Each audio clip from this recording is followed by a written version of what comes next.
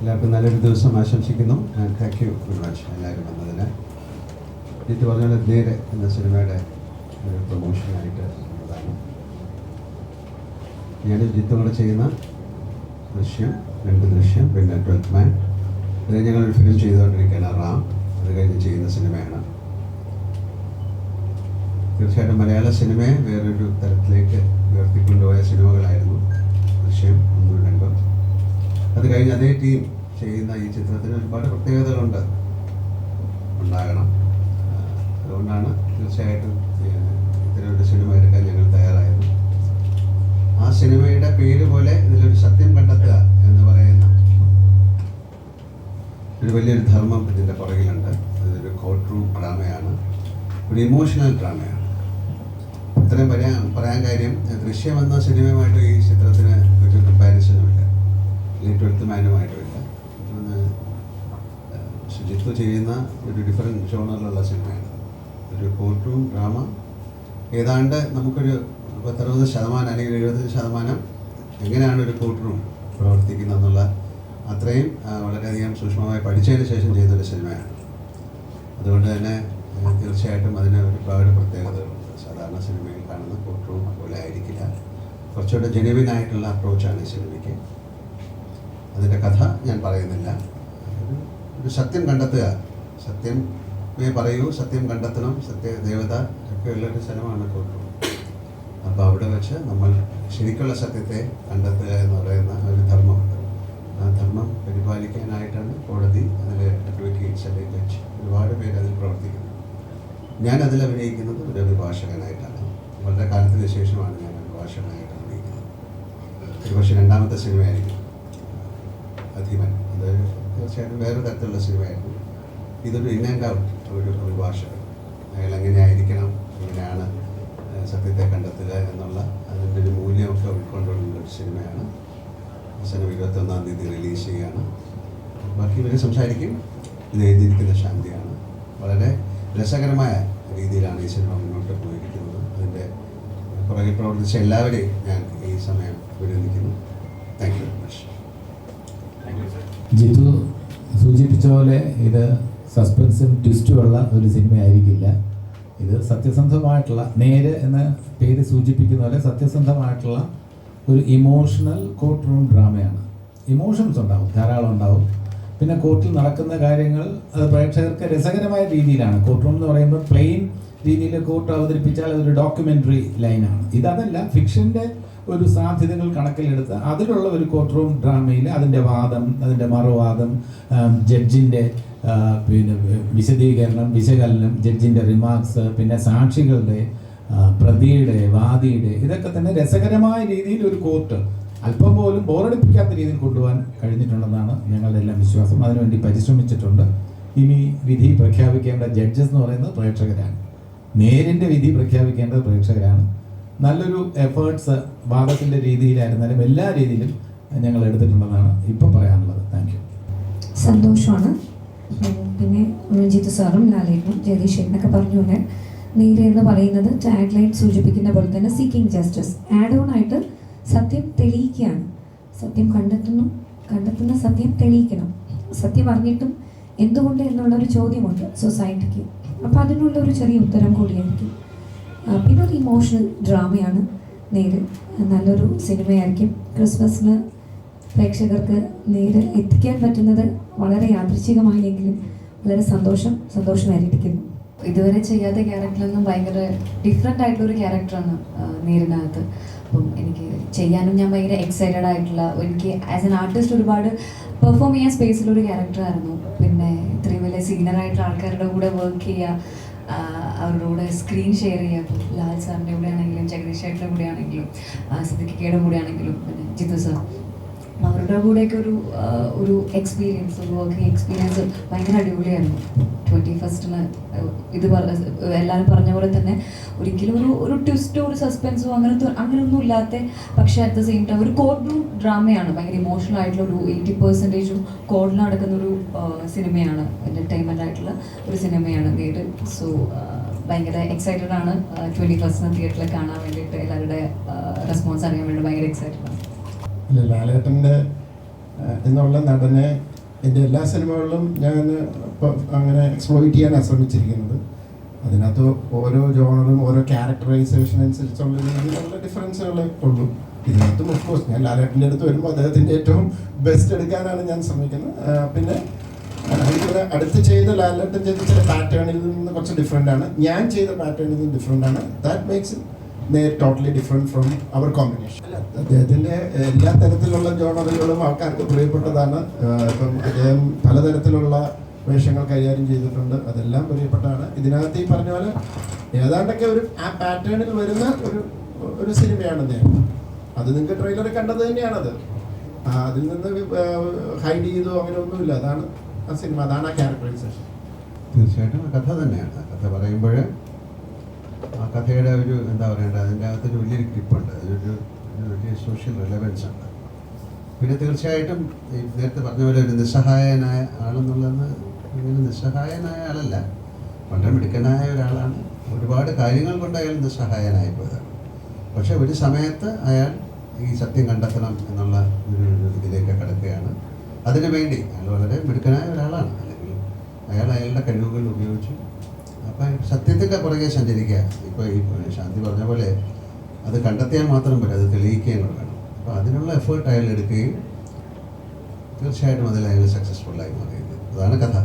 അപ്പോൾ തീർച്ചയായിട്ടും എന്നെ സംബന്ധിച്ചിടത്തോളം വളരെ അഭിനയ പ്രാധാന്യമുള്ള റോളാണോ എന്നൊക്കെ ചോദിച്ചു കഴിഞ്ഞാൽ എനിക്കത് മറുപടി പറയാൻ പറ്റില്ല. കാര്യം സിറ്റുവേഷൻസ് അങ്ങനെയാണ്, എപ്പോഴും അങ്ങനെയാണല്ലോ.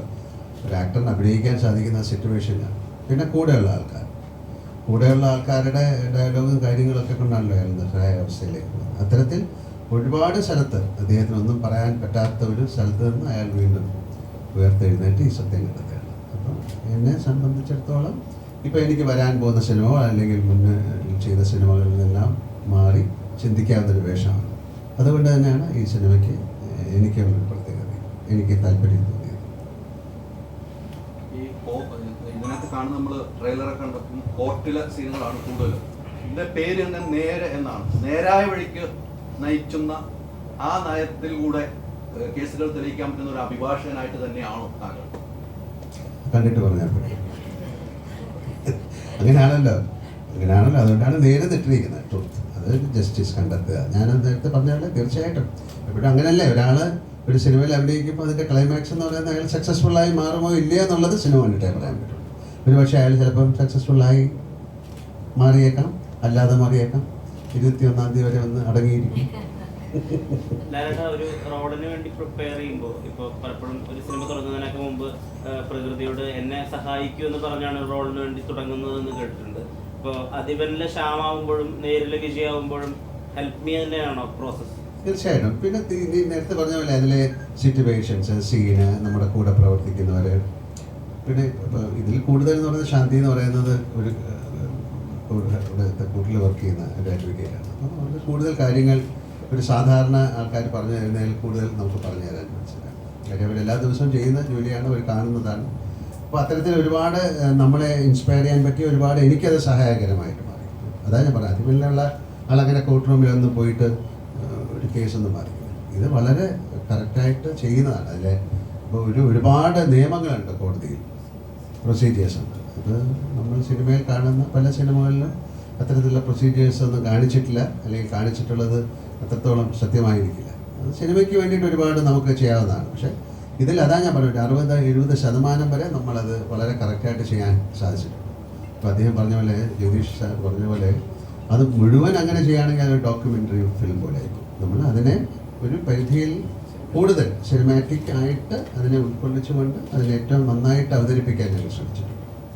ഈ അതിവനിലെ ശ്യാം സിനിമാറ്റിക് ആണ്, നേരിലെ വിജയ് കുറച്ചുകൂടി റിയലിസ്റ്റിക് ആണ്. അപ്പോൾ പെർഫോമൻസിലും ആ വിധത്തിൽ അപ്രോച്ചിൽ മാറ്റങ്ങൾ ഉണ്ടാവാറുണ്ടോ? തീർച്ചയായിട്ടും ഉണ്ടാവില്ല. അയാൾ കുറച്ചുകൂടെ റിയലിസ്റ്റിക് ആയിട്ടാണ് ഈ സിനിമയിൽ ചെയ്തിരിക്കുന്നത്. നമുക്കതിലെ ഒരു തമാശയോ കാര്യങ്ങളൊന്നും നമുക്ക് പറയാൻ പറ്റില്ല. കോടതിയിൽ പ്രത്യേകിച്ച് ആവശ്യമില്ലാത്തൊരു കാര്യവും പറയാൻ പാടില്ല എന്നാണ്. അപ്പോൾ അതൊക്കെ മനസ്സിലാക്കിക്കൊണ്ട് തന്നെ വേണം ആ കഥാപാത്രത്തെ നമ്മൾ ചെയ്യാൻ. ലാലേട്ടൻ ചിത്രത്തിനായി പ്രേക്ഷകർ കാത്തിരിക്കാൻ നേരത്ത് അവരെന്താണ് എക്സ്പെക്ട് ചെയ്യുന്നത്? നമ്മൾ പറഞ്ഞ ഒരു നല്ല സിനിമയായിരിക്കാം. നമ്മൾ ഇതുവരെ ചെയ്യാത്ത, അല്ലെങ്കിൽ ഇതുവരെ ആരും ഒരു പക്ഷേ സിനിമയിൽ കൊണ്ടുവരാത്തൊരു പ്രമേയമാണ്. അപ്പം അത് ആ സിനിമ കണ്ടിട്ട് വേണം തീരുമാനിക്കാൻ. ഈ എക്സ്പെക്റ്റേഷൻ എന്ന് പറയുന്നത് എന്താണെന്ന് എനിക്ക് അറിഞ്ഞുകൂടാ, അല്ലേ? നിങ്ങൾ എന്താണ് എക്സ്പെക്ട് ചെയ്യുന്നത്? ഇപ്പോഴങ്ങനെയാണല്ലോ, ഞാൻ ഉദ്ദേശിച്ച പോലെ ശരിയായില്ല, എന്താണ് ഉദ്ദേശം എന്നറിയാൻ പറ്റില്ല. അപ്പോൾ ഞങ്ങൾക്കൊരു സിനിമ ചെയ്യുന്ന സമയത്ത് എൻ്റെ സംവിധായകരായാലും അല്ല അഭിനയിക്കുന്നവരായാലും എന്താണ് എക്സ്പെക്ട് ചെയ്യുന്നത് ആ സിനിമ കൊണ്ട് എന്ന് നമ്മൾ വിചാരിക്കുന്ന പോലെ അല്ലല്ലോ പുറത്ത് വിചാരിക്കുന്നത്. ഇപ്പോൾ നേരത്തെ പറഞ്ഞ പോലെ ഇത് ഭയങ്കരമായ ട്വിസ്റ്റുകളും അല്ലെങ്കിൽ ഭയങ്കര ഒരു ക്രൈം ത്രില്ലറോ അങ്ങനെയൊക്കെയുള്ള സിനിമ അല്ലെന്ന് തന്നെയാണ് ആദ്യമേ ഞങ്ങൾ പറയുന്നത്. അപ്പോൾ അതുകൊണ്ട് അത് എക്സ്പെക്ട് ചെയ്തിട്ട് വരുന്നവർക്ക് അങ്ങനത്തെ ഒരു സിനിമ ആയിരിക്കില്ല. പക്ഷേ അവർക്ക് വേറെ ഒരു തരത്തിൽ ഒന്നും എക്സ്പെക്ട് ചെയ്യാതെ ഈ സിനിമ കണ്ടു കഴിഞ്ഞാൽ സന്ദീപ് ഒരു റൈറ്റർ എന്നുള്ള രീതിയിൽ ഇപ്പോൾ എപ്പോഴും ലാൽസാന്റെ പെർഫോമൻസിനെ പറ്റി ആളുകൾ സംസാരിക്കുന്ന അദ്ദേഹത്തെ പറ്റിയൊക്കെ MT സാർ പറഞ്ഞത് ഓർക്കുന്നു. അതായത് ഞാൻ എഴുതി വെച്ചതിൽ നിന്ന് എത്രയോ വലുപ്പത്തിലാണ് അദ്ദേഹം അത് സ്ക്രീനിൽ ചെയ്തിട്ടുള്ളത്. ഇത് പല റൈറ്റേഴ്സും പറയാറുണ്ട്, ഞങ്ങൾ എഴുതിയതിൻ്റെ വെർഷൻ അല്ല, അതിൻ്റെ എൻഹാൻസ്ഡ് വെർഷനാണ് പലപ്പോഴും കാണാൻ പറ്റുന്നത്. ഒരു റൈറ്റർ പെർസ്പെക്റ്റീവിൽ നേരിൻ്റെ എഴുത്തിലത്തെ നേരും ലാൽ എഫക്ട് ഓഫ് നേരും ഒന്ന് എക്സ്പ്ലെയിൻ ചെയ്യാം. പറഞ്ഞത് തന്നെയാണ്, അത് മാജിക് ആയിട്ട് എനിക്ക് തോന്നിയിരിക്കുന്നത്. കാരണം നമ്മൾ എഴുതുന്ന ഡയലോഗ്സ്, എസ്പെഷ്യലി കോഡ് സീക്വൻസിലെ ഡയലോഗ്സ് നമ്മൾ എഴുതുമ്പോൾ എൻ്റെ മനസ്സിൽ നമ്മൾ കേൾക്കുന്ന ഒരു ഡെലിവറി ഉണ്ട്, അതിൻ്റെ മോഡുലേഷനൊക്കെ പ്രതീക്ഷിക്കുന്നതിന് അപ്പുറത്തേക്ക് അതിങ്ങനെ തരുമ്പോൾ പലപ്പോഴും മനസ്സ് നിറഞ്ഞിട്ടാണ് നമ്മൾ നിൽക്കുന്നത്.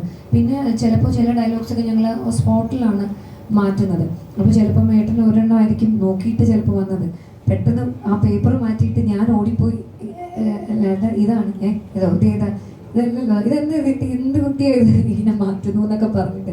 പക്ഷെ അപ്പോഴും ഒരു ലേമൻ ലാംഗ്വേജ് അല്ല അവിടെയാണ് നോക്കേണ്ടത്. ഇപ്പം നമ്മൾ സ്ഥിരമായി ഉപയോഗിക്കുന്ന വാക്കുകളോ കോണ്ടെക്സ്റ്റ്, ഇപ്പം ഞാൻ വക്കീലാണ്, എന്നോടിപ്പോൾ ഒരു മെഡിക്കൽ ടേംസ് കുറേ പറയുമ്പോഴേക്കും എനിക്ക് ആ ഫ്ലോയിൽ പറയാൻ ബുദ്ധിമുട്ടായിരിക്കും. അവിടെയാണ് ലാലേട്ടൻ എന്ന് പറയുന്ന ഒരു ആക്ടർ, ഒരു മനുഷ്യൻ, അദ്ദേഹത്തിന് എപ്പോഴും എനിക്കൊരു അത്ഭുതമായിട്ട് തോന്നുന്നത്. ഒരു അഡ്വക്കേറ്റ് എന്ന നിലയിൽ കോർട്ടുകളിൽ പോകാറുണ്ട്, പോയി കേസുകൾ വാദിക്കാറുണ്ട്.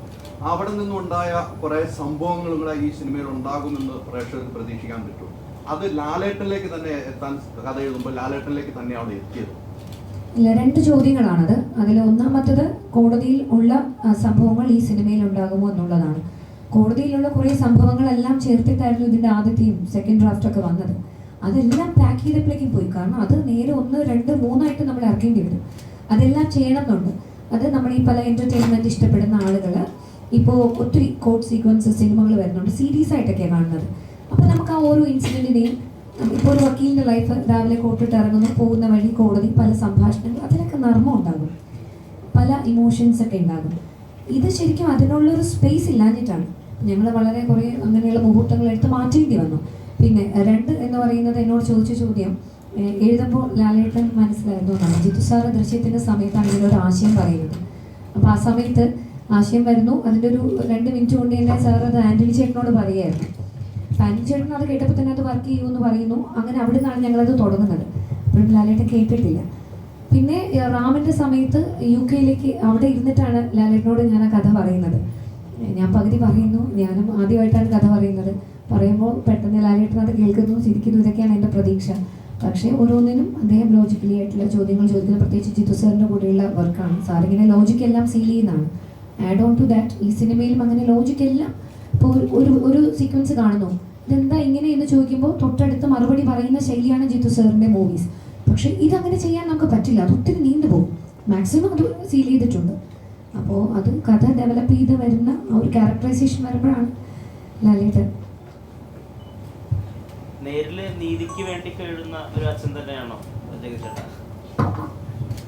ഇതിപ്പോൾ എൻ്റെ അച്ഛൻ സീസണാണ്. അതിൽ മാക്സിമം വെറൈറ്റി ഒരു ക്യാരക്ടർ തരാൻ ജിത്തുവും ശാന്തിയും ശ്രമിച്ചിട്ടുണ്ട്. മാക്സിമം എഫേർട്സ് ഞാൻ എടുത്തിട്ടുണ്ട്. ഞാൻ ഈ റോള് വളരെയധികം എൻജോയ് ചെയ്തു. ഇതിൻ്റെ കോർട്ട് സാധാരണഗതിയിൽ എൻ്റെ ഷോട്ട് അല്ലാത്തപ്പോഴും ഞാൻ ഈ സീനിൽ അവിടെ വരും, ലാലിൻ്റെയൊക്കെ വാദം കേൾക്കാനൊക്കെ. അപ്പം എന്നെ കണ്ടോളാം ജിത്തു പറയും, അയ്യോ ചേട്ടൻ ഇപ്പോഴില്ല. ഞാൻ പറഞ്ഞ സാഹചര്യമില്ല, ഞാൻ അവിടെ മാറി നിന്ന് കണ്ടോളാം എന്ന് പറഞ്ഞു. അപ്പം ഞാനൊരു പ്രേക്ഷകൻ എന്ന നിലയിൽ ഈ കോർട്ട് ജിത്തു ഷൂട്ട് ചെയ്യുന്ന രീതി, ലാല് ഓരോന്നും ഡെലിവറി ചെയ്യുന്ന രീതി, അതൊക്കെ നോക്കി കാണുമായിരുന്നു ഞാൻ. അപ്പോൾ ഒരു പ്രേക്ഷകൻ എന്ന രീതിയിൽ ഞാൻ നോക്കി കാണുമ്പോൾ അത് തന്നെ വളരെ രസകരമായിട്ട് എനിക്ക് തോന്നി. അപ്പോൾ അത് റോ ആയിട്ട് കാണുകയാണ്. അതിനകത്ത് മ്യൂസിക് ഇല്ല, അതിനകത്ത് പിന്നെ ഷോട്ട് മുറിച്ചെടുക്കുകയാണ്. ഇത് സിനിമയായിട്ട് കാണുമ്പോൾ എനിക്ക് കിട്ടിയതിൻ്റെ ഇമ്പാക്റ്റിൻ്റെ എത്രയോ ഇരട്ടിയായിരിക്കും തിയേറ്ററിലെ പ്രേക്ഷകർക്ക് കിട്ടാൻ പോകുന്നതെന്ന് ഞാനപ്പോൾ കാൽക്കുലേറ്റ് ചെയ്തു. അപ്പോൾ അതുകൊണ്ട് ഈ അച്ഛൻ എന്ന് പറയുന്ന ക്യാരക്ടറിലോട്ട് വരുമ്പം അതിന് വേറൊരു ഷെയ്ഡാണ്. സാധാരണ ഇപ്പോൾ കണ്ടിട്ടുള്ള ഈ ഫാലിമിയിലെ ഒരു കലിപ്പൻ അച്ഛനിൽ നിന്നും വളരെ ഡിഫറെൻ്റ് ആയിട്ടുള്ള ഒരു അച്ഛനാണ് ഇതിൽ. അതിൽ സന്തോഷമുണ്ട്. ഒരു സിനിമയുടെ ടൈറ്റിൽ ഡിസൈൻ ശരിക്കും കൂടുതലും ആ സിനിമയുടെ കഥയായിട്ട് ബന്ധപ്പെട്ടിട്ടായിരിക്കും ഡിസൈൻ ടൈറ്റിൽ ചെയ്യുന്നത്. ശരിക്കും ഇത് നോക്കിക്കഴിഞ്ഞാൽ ഒരു ബുക്ക് തുറന്നു വെക്കുന്നു, പെട്ടെന്ന് നമുക്ക് കാണുമ്പോൾ ആ ബുക്കിൻ്റെ ഉള്ളിൽ ആ പേരിൻ്റെ ഡിസൈൻ ചിലപ്പം കാഴ്ച പരിമിതർക്കുള്ള ഒരു ബ്രെയിൻ ലീവ് പോലെ നമുക്ക് ഫീൽ ചെയ്തേക്കാം. ചിലപ്പോൾ തെറ്റായിരിക്കാം. ഒരു പക്ഷേ സിനിമ ഇറങ്ങിയതിന് ശേഷമുള്ള ഡയറക്ടർ ബ്രില്യൻസ് ആയിട്ട് വരാനുള്ള ഡിസൈൻ ആയിരിക്കും ഇത്. ഡയറക്ടർ ബ്രില്യൻസ് ഒന്നുമല്ല, അതിനകത്ത് കഥാപരമായി ഒരു ചെറിയ കണക്ഷൻ ഉണ്ട്. അത് നിങ്ങൾ ഓൾറെഡി അത് നിങ്ങൾക്ക് മനസ്സിലായതുമാണ്. അത് മനസ്സിലാക്കി തരണം എന്നുള്ള ഉദ്ദേശത്തിൽ തന്നെ ഞങ്ങൾക്കത് ഹൈഡ് ചെയ്യാനൊന്നും ഉദ്ദേശമില്ലായിരുന്നു. അപ്പോൾ അങ്ങനെ വർക്ക് ചെയ്തപ്പോൾ ഇത് എങ്ങനെ ഡിഫറെൻ്റ് ആയിട്ട് ഇതിനൊന്ന് അപ്രോച്ച് ചെയ്യാന്ന് പറഞ്ഞപ്പോൾ ഞാനതോ ഇങ്ങനെ ഒരു സാധ്യതയുണ്ടല്ലോ, അപ്പോൾ പിന്നെ എന്തുകൊണ്ട് അങ്ങനെ ഒരു ആ ഒരു ടെക്സ്റ്ററിൽ അത് ചെയ്യാം എന്നുള്ളതാണ്. അത് എല്ലാവർക്കും മനസ്സിലായല്ലോ അതെന്താണെന്നുള്ളത് എല്ലാവർക്കും നന്നായിട്ട് അറിയാം. അത്രേ ഉള്ളൂ. അത് ബ്രില്യൻസ് എന്ന് പറയുന്ന അങ്ങനത്തെ ഒരു ഇതൊന്നുമില്ല. സാറേ, ലാലേട്ടനുമായിട്ടുള്ള സിനിമകൾ നമുക്കെല്ലാം പ്രേക്ഷകർക്ക് ഹിറ്റ് തന്നിരിക്കുക താങ്കളാണ്. നിങ്ങൾ തമ്മിലുള്ള കെമിസ്ട്രി എന്താണ്? ഞങ്ങൾ തമ്മിലുള്ള കെമിസ്ട്രിയാണ് എനിക്കറിയില്ല. ഞാൻ ലാൽ സാറിൻ്റെ അടുത്ത് ആദ്യം പോയി ദൃശ്യത്തിൻ്റെ ഒരു കഥ പറഞ്ഞു, അദ്ദേഹത്തിന് ഇഷ്ടപ്പെട്ടു. ഈയിടെ കുറച്ച് മുമ്പ് ഒരാളെന്നോട് ചോദിച്ചു, ഈ ലാൽ സാറുമായിട്ട് ഇങ്ങനെ വീണ്ടും വീണ്ടും സിനിമകൾ ചെയ്യുന്നു, എന്താണ് അതിന് നിങ്ങൾ തമ്മിലുള്ള റിലേഷൻ എന്ന്. ഞാൻ പറഞ്ഞു, ഞാൻ കൊടുക്കുന്ന കഥ ഇഷ്ടപ്പെടുന്നു, അതുകൊണ്ട് ചെയ്യുന്നു. ഞാനിപ്പോൾ ഒരു കഥ ചെയ്യുമ്പോൾ അദ്ദേഹത്തിന് ഇഷ്ടപ്പെട്ടില്ല, അദ്ദേഹം ചെയ്യില്ല, അത്രേ ഉള്ളൂ. It's very simple. അപ്പോൾ പക്ഷേ നമ്മൾ കുറച്ചാളിങ്ങനെ വർക്ക് ചെയ്ത് കഴിയുമ്പോൾ 2-3 തവണ വർക്ക് ചെയ്യുമ്പോൾ നമുക്ക് മനസ്സിലാവും. ഇപ്പം ലാൽ സാർ ഇത് ചെയ്യുമ്പോൾ ഓക്കെ ഇതാണ് അത് ഉദ്ദേശിച്ചതെന്ന് മനസ്സിലാവും, ഞാൻ എന്താണ് ഉദ്ദേശിക്കുന്നത് മനസ്സിലാവും. അതങ്ങനെ ഒരു സിങ്ക് ആവും. അതുണ്ട്, അത് കുറച്ച് ഈസി ആവും നമുക്ക് കാര്യങ്ങൾ ഇത് ചെയ്യാനായിട്ട്. പിന്നെ ബേസിക്കലി ഒരു വിശ്വാസമാണ് ലാൽ സാറിന് എന്നിൽ.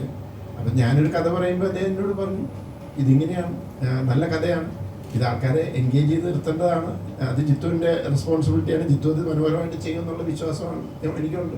ആ വിശ്വാസം എന്നിൽ അർപ്പിച്ചു. ആ വിശ്വാസം വന്നിട്ട് 21-ാം തീയതി അറിയാം. അപ്പോൾ അങ്ങനെ ഒരു ബേസിക്കലി ഒരു കോൺഫിഡൻസ് ഉണ്ടാകും എന്നിൽ. അതാണ് സാറിനുള്ള വിശ്വാസമാണ് ലാലേട്ടൻ. സാറിന് ലാലേട്ടനുള്ള വിശ്വാസമാണ് പ്രേക്ഷകർ വരുന്നത്. തീർച്ചയായിട്ടും അങ്ങനെയായിരിക്കും. എനിക്ക് എന്തായാലും ഇപ്പം അദ്ദേഹത്തെ വിശ്വസിക്കാൻ അങ്ങനത്തെ ഒരു ഇഷ്യൂ ഇല്ലല്ലോ. അദ്ദേഹം ഒരു പ്രൂവൺ ആക്ടറാണ്. ചെന്ന് കഴിയുമ്പോൾ ഒന്ന് ഇഷ്ടപ്പെടുക എന്നുള്ളതാണ് നമ്മുടെ ടെൻഷൻ. ഇഷ്ടപ്പെട്ടാൽ പിന്നെ ബാക്കി റെസ്പോൺസിബിലിറ്റി തന്നെയാണ്, അത് ആൾക്കാരിലേക്ക് അത് നന്നായിട്ട് എത്തിക്കുക എന്നുള്ളത്.